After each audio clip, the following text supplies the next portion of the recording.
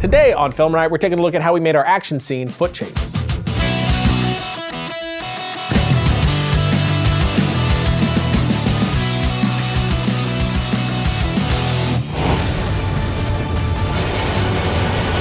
Welcome to Film Riot, the show that takes mystery out of the effects and techniques going some of your favorite Hollywood films. I'm your host, Ryan Conley, and recently we teamed up with DJI to create a few action scenes with behind-the-scenes episodes to go along with them for their channel. So I flew out to Vancouver to shoot with some insanely talented people out there to make the project happen. You can see the first of those full episodes on DJI's channel right here. It has a lot of stuff that you're not going to see on our channel. But today we're taking a look at the first of those 5 scenes. We're going to be posting a new one each week. You're going to find content for that on our channel here and on DJI's YouTube channel. But now, if you haven't seen the first scene that we just released, before you watch this, make sure you watch the full scene right here or right here, because we're about to spoil a lot.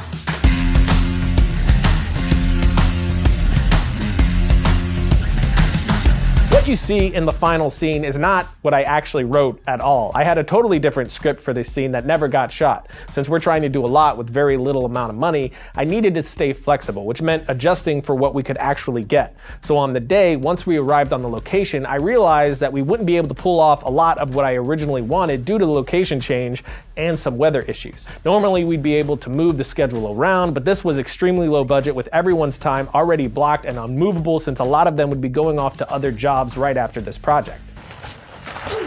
There you go. So our timeline was locked, which meant we had to get this scene done and shot that day. So the first thing that I did was to walk around the location with Trevor Addy, who was my stunt coordinator on this and is absolutely amazing. We talked about what stunts could be done in place of my original ideas, and then it was just a matter of coming up with an alternative scene that would accomplish all the same goals from my original intention from the script. And this is why I always prepare like crazy for every shoot, but keep in mind that things are going to go wrong, so I make sure to stay flexible and not marry myself to any one idea. Instead of focusing so much on what of the project, I focus on the why. Why are we doing the things that we're doing, which leads to the what that really matters. What emotional effect is this going to have on my audience? Since I prepare in that way, it's much easier to throw out the original ideas and come up with alternative ones that will accomplish the same whys that I originally intended. I got a gold star. I need a gold star. So for this scene, since I was sort of making it up as I went along, I decided to shoot in chronological order as much as possible. The opening running through the woods was the only exception here. I decided to save that one for last, since I knew if we ran out of time on the day, I could still cut a scene without that opening. And with that in mind, we started out with the fight scene between Cassandra and Katie. Cassandra and Katie are both excellent stunt women and actors. Katie actually played Kitty Pryde in X-Men 2, which I did geek out about just a little bit. But shooting this fight was pretty straightforward using triangle coverage. The complicated moment came from the stunt, which was also mixed with some VFX. To pull this off, we grabbed 4 shots. First was a closer side angle of Cassandra acting out the kick on Katie, then a clean plate, and finally the last 2 shots were lockdown wide shots, both from the same angle. First was Katie doing her fall off the ledge on the mats below, and then without cutting the camera or even touching it, with everyone rushing in, we moved out the mats, and then Katie positioned herself where she would logically land if there were no mats, and then acted out the final impact by throwing herself up as far as she could and landing on the ground. Great. How's your body? Yeah, it feels a little bit like I got hit by the ground. Once I had all that, I took the 2 wide shots into After Effects, put the clean plate on the bottom, and above that, I cut from the 1 shot with the mats right before she hits to the one of her throwing herself on the ground. And I'm leaving a few frames in between these 2 because I'll have to bridge them. To do that, I'm going to duplicate the matte layer, freeze frame, then trim it to just a few frames and mask around Katie. Next, I'll keyframe the position and rotation points to move between the 2 shots and connect the motion. And then of course, turn on motion blur. Then to the shot of her hitting the ground, I'll add some speed ramping to make the impact happen faster, make it more correct from the height it came from, and feel more violent. After that, I'm going to pre-comp all of this, scale up the comp, and then keyframe the position points to pan and tilt with her as she falls to the ground. And of course, we're going to turn on motion blur. After that, we're going to move over to Premiere. And inside Premiere, we're going to drop in our kick shot and then tie that in with our VFX shot. And I also threw on a camera shake preset that I got from Rampant Design. These are some of the most realistic that I've ever used, and it's much better than just doing it myself in After Effects. But after that, I add my sound effects, and we have this.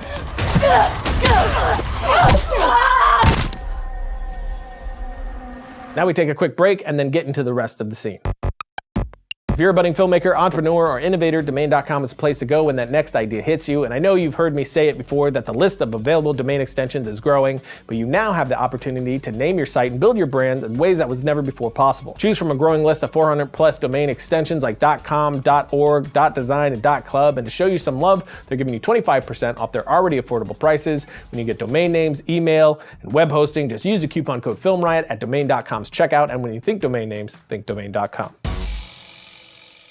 5, take 2, Mark. Action.